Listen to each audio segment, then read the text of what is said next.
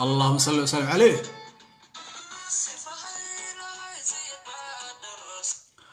waxaan dhageysanaysaa qasiidadii Sheekh Cabdiweli Shacali Cilmiye sheekheennii weynaa caalimka ahaa Allah raxma shahiidkii weynaa ayaad magaranaysaa dhageysanayseen.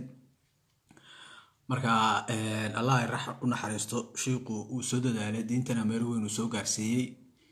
marka guud ahaan dadka Soomaaliyeed ee bogayga ku jira aad baan idin salaamayaa. waxaan rabaa marka inaan ka hadlo muhiimadda ay leedahay diinta Islaamka maadaama lagu jiro bisha Ramadaan ciiduna ay markaas wax weyn soo hayso. ahlu sunna wal jamaa duruqu waxa weeye horumarka diinta Islaamka ay gaarsiiyeen iyo amaanka iyo nabadgelyada iyo maxabada waxa ka daba-maray qolo la yaab leh wahaabiyo argagaxiso ah oo ay hormuud u yihiin kooxda al-shabaab iyo qoliyo la mid ah. islaamkuna waxa moodaa in laga been sheegay oo wanaagii uu lahaa uusan magaranaysaa hadda lahayn marka ay muujiyeen wahaabiyadii.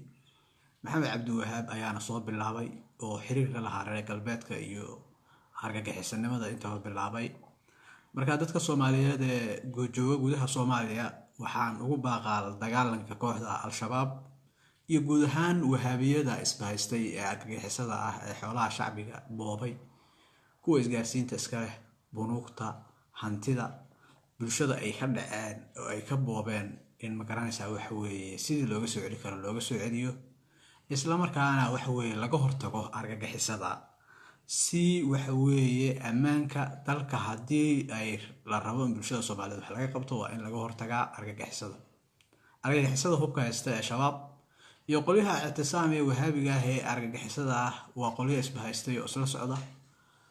ka hortagooduna marka kuma xirna waxa weeye in waxa weeye ilmo yar oo la soo qabtay wax qarxin rabay waa in masaajidada looga daba tagaa meelaha ay ka qudbeeyaan dadka ay wax baraan way afkaarta la fidinayo waa in laga hortagaa. taas waxay tahay mid ugu muhiimsan waxa weeye aan bulshada Soomaaliyeed la wadaagayo. wahaabiyadu mar walba waxay tilmaam u yihiin argagixisada. haddaad aragtay qoliyaha al-qaacida ISIS al-shabaab maalin waxa dhacday in masaajid ay ku dhex jireen nin Soomaali ah oo wadaada oo kitaab akhrisanaya Muqdisho kitaabkiisa xataa xabaday ku riteen waad aragteen. dadka Soomaaliyeed meel walba joogaan waxa ugu baaqaa la dagaalanka al-shabaab iyo sidii kooxdaasi loo cirib tiri lahaa. aad baan idin salaamay guud ahaan. assalaamu calaykum waraxmatullaahi wabarakaatuh.